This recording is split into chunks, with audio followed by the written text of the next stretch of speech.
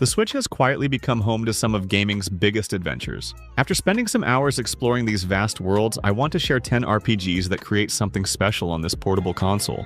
These aren't just ports or watered-down versions. They're complete worlds you can carry in your pocket. Echoes of Wisdom does this thing where it just lets you loose in its world. No annoying tutorials or hand-holding, you just start exploring.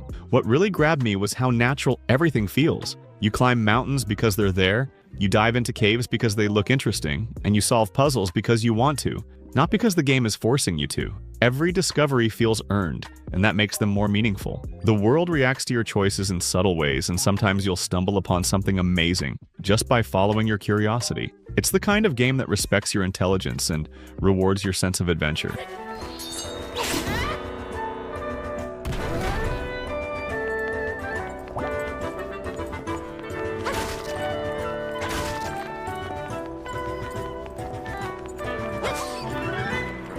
The Witcher 3 on Switch isn't the prettiest version out there, and yeah, the graphics took a hit, but being able to play this massive game wherever you want makes up for it. The stories you find aren't your typical fantasy fare, they're complex tales about people dealing with difficult situations. Sometimes you're helping a village with a monster problem, only to discover the real monster is human greed or prejudice. Other times you're trying to solve a mystery and there's no clear right answer. The game doesn't judge your choices, it just shows you the consequences. The ability to play this on the go means you can chip away at these rich storylines whenever you have time.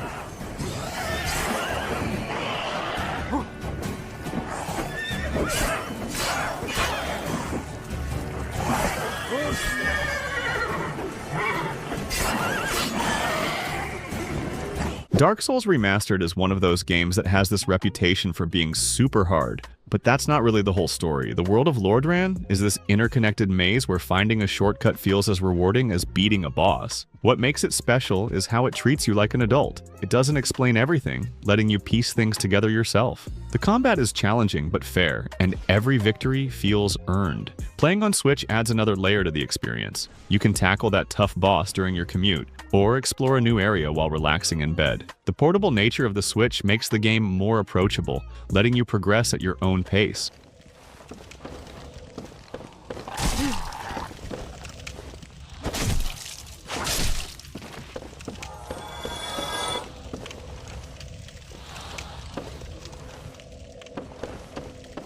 Xenoblade Chronicles 3 is set in this wild world where people only live for 10 years. But it's not just about the short lifespan, it's about what people do with the time they have. The environments are massive, and somehow they manage to make them run pretty well on the Switch. The combat system keeps evolving throughout the game, adding new layers of strategy as you progress. What really stands out is how the game handles its themes. It tackles heavy subjects like mortality and purpose, but it does it through characters that feel real. The story unfolds naturally as you explore, with each discovery adding to your understanding of this fascinating world.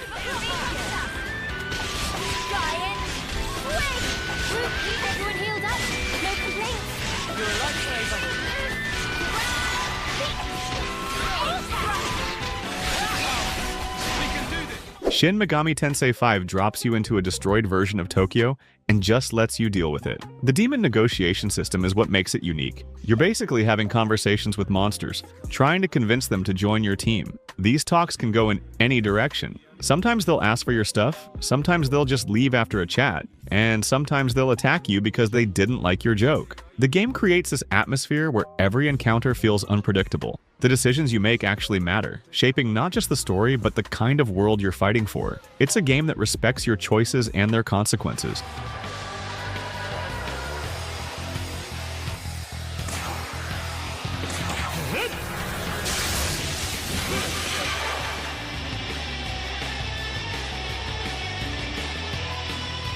Hey, quick pause here. If you're enjoying this look at some of Switch's finest games, hit that subscribe button for more content like this. Let me know in the comments which of these games you've played or are excited to try. Now, let's continue with our lineup. Dragon's Dogma does something really unique with its pawn system. You create this AI companion that can go help other players in their games, and they come back with knowledge about quests and enemies. It's like having a friend who's played the game giving you hints. Except it's your own character doing the helping. The combat feels great too. Climbing up a Cyclops to stab it in the eye never gets old. What makes it special is how organic everything feels. You're not just following quest markers, you're actually exploring this dangerous world. Nighttime brings out stronger monsters, making every journey feel like an adventure.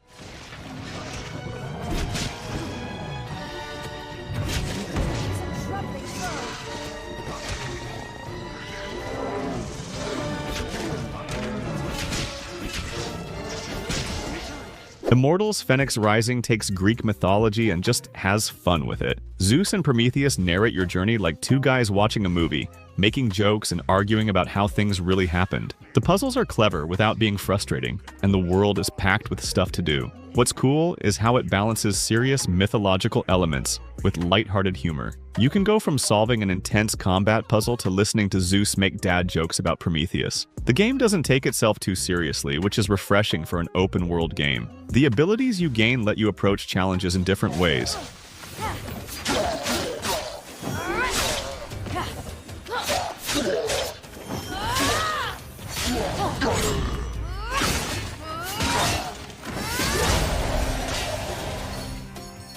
Hogwarts Legacy on Switch isn't going to win any beauty contests. The graphics are pretty scaled back, and yeah, there are some performance issues, but if you can look past that, there's still something special about having the whole Harry Potter world in your pocket. Creating your own character and experiencing life as a Hogwarts student hits different. Learning spells, exploring the castle, finding secret passages is the kind of game fans have wanted for years. Is this some sort of test? I do. But to what end, I can't say. Stay close. There will be no disapparating if things go poorly. Not out of Gringotts. Skyrim is like that friend who never gets old to hang out with. Every time I start a new game, I end up doing completely different things. Maybe this time I'll focus on becoming a master thief, or maybe I'll join the Dark Brotherhood and become an assassin. The game just lets you be who you want to be, and somehow it still works great on the Switch. The freedom to approach situations however you want makes each playthrough feel fresh.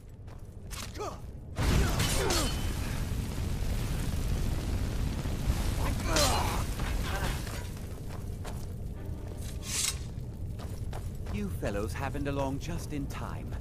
These boys... Fantasian Neo Dimension is really interesting because of how they made it. All the backgrounds are actual physical dioramas that were photographed. It's like playing through this miniature world that someone crafted by hand. The battle system puts a creative spin on turn-based combat, though the controls can feel a bit awkward on Switch sometimes. They added voice acting to this version, which changes the feel of some scenes. The story unfolds at its own pace, and while it might not revolutionize the genre, it shows how JRPGs can try new things while keeping what makes them special.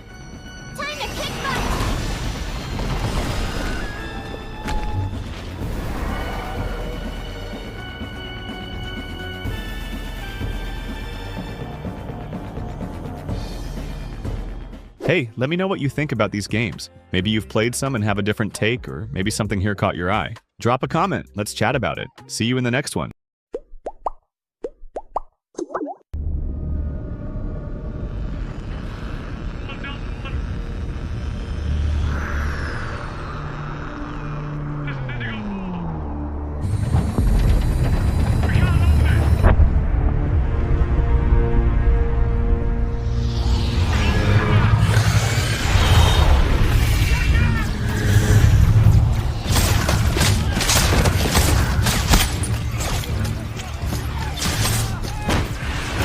Come on! This is first platoon! We've lost the square! We can't hold it!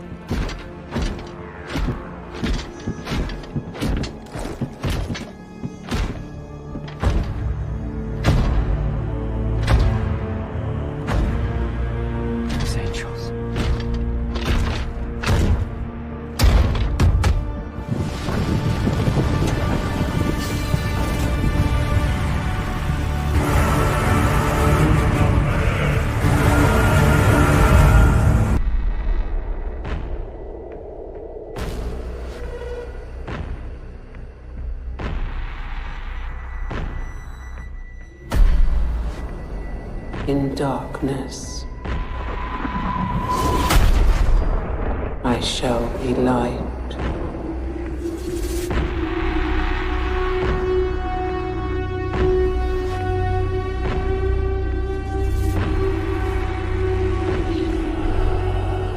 In times of